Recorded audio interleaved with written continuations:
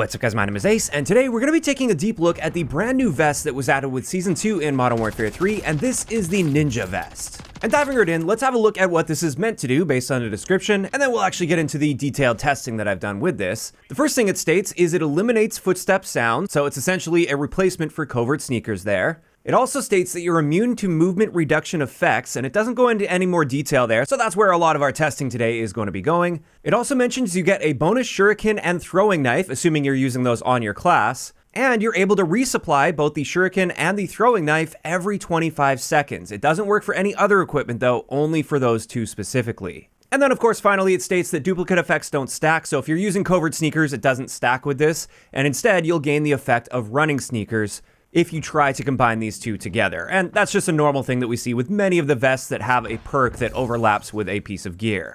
Now finally, something else that's worth mentioning with this vest is it does block off the gloves category, so you can't use a glove perk with this, which you might be a little confused about because when they released the roadmap for Season 2, this is an image that I screen grabbed from that blog post, and it clearly states you get 3 gear slots: gloves, boots, and gear. So initially I thought this was a bug, however, I went back to that blog post and it looks like they amended that and it no longer states that you get gloves.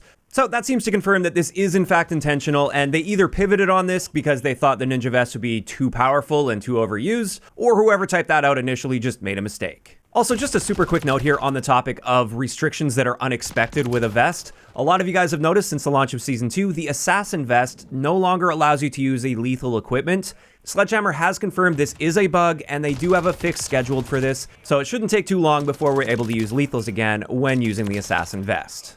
And with those basics out of the way, let's dive into the actual testing with this. And the first thing I wanted to test was the footstep audio. I was just curious to see if this is exactly like covert sneakers or if it performs somehow different from that. First, I'm going to be playing a clip where the enemy has covert sneakers, and then we'll fade straight into a clip where the enemy is using the Ninja Vest instead.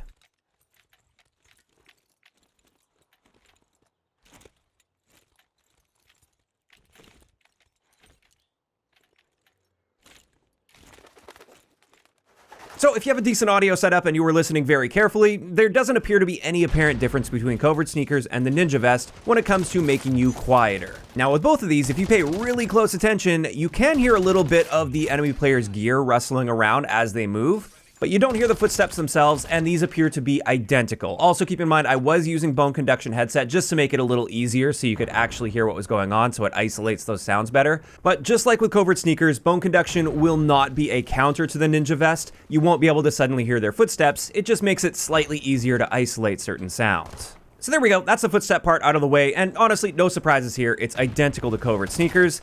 Now let's get into the immunity to movement reduction effects. Since they were quite vague on this, this could apply to a wide variety of things. The first thing that I thought of was the stun grenade. And I went ahead and did the testing here, and I noticed when I was using the Ninja Vest, I wasn't getting slowed down much, if at all, when hit by a stun grenade. You would still see the visual stun effects, but movement was totally fine. However, when I tested without the Ninja Vest, I ran into the exact same situation, keeping in mind I wasn't using tac mask in either of these situations.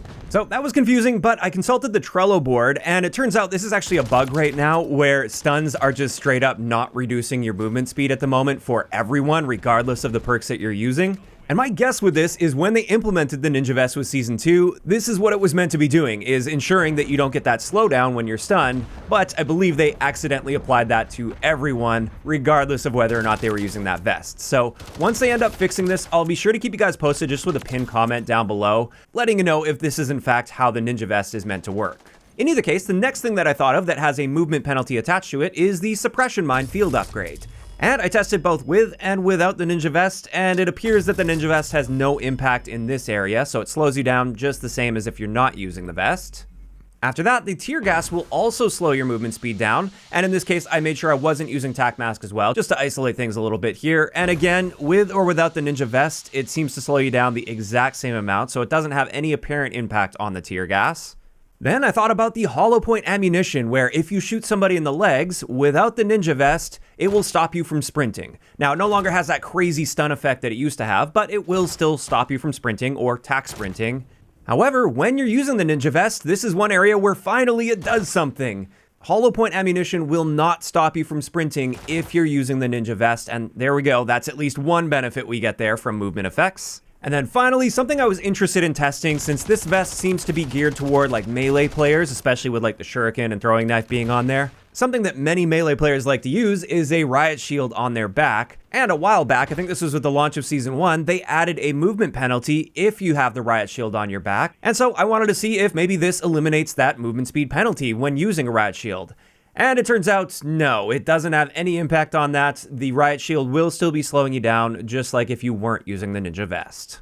And there we go. That's pretty much it when it comes to the Ninja Vest. As far as things that required testing, I should also just mention, I did confirm that you do spawn in with an extra Shuriken and throwing knife when using this vest, and they do replenish every 25 seconds, so that just works as they stated. And when it comes to my thoughts on this vest, I really like the addition of it, simply because it opens up the boot category and allows you to branch outside of the covert sneakers.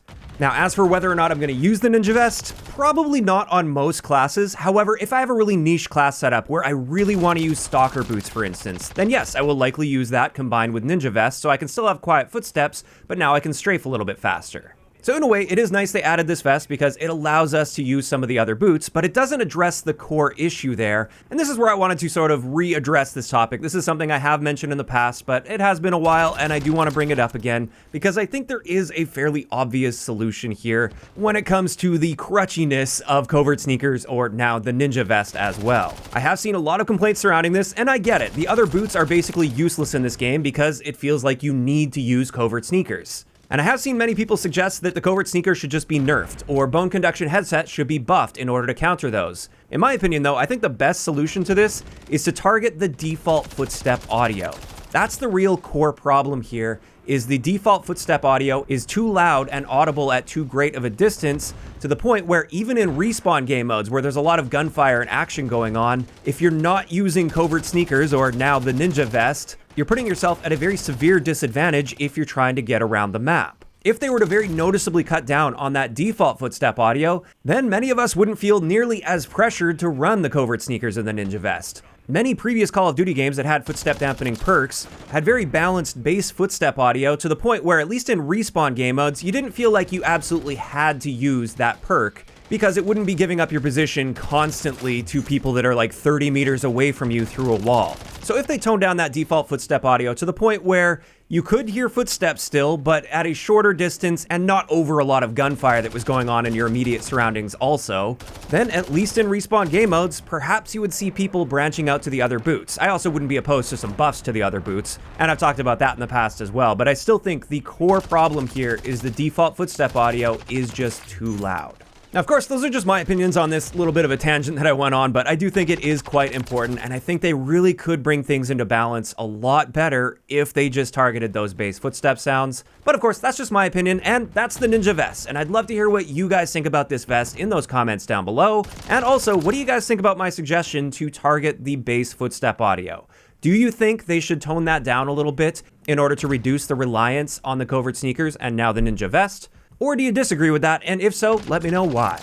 If you enjoyed this video, a like rating is always appreciated, and don't forget to subscribe for more if you haven't already. I'll talk to you guys next time.